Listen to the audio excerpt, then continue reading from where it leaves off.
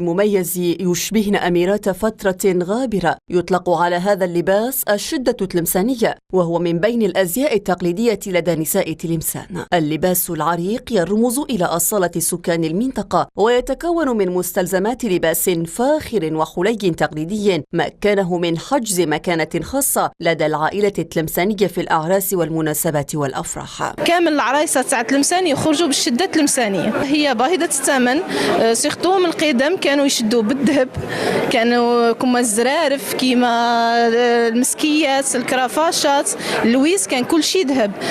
شدة تلمسانية هي اللباس التقليدي الخاص بالعروس التلمسانية، وهو احنا يعني هادشي توارثناه من البول الجد، وكما نقولوا احنا نحافظوا عليه. الباحث في مكونات اللباس الخاص بالمنطقة يكتشف أنه يرمز إلى حضارة وتاريخ المرأة التلمسانية، وهو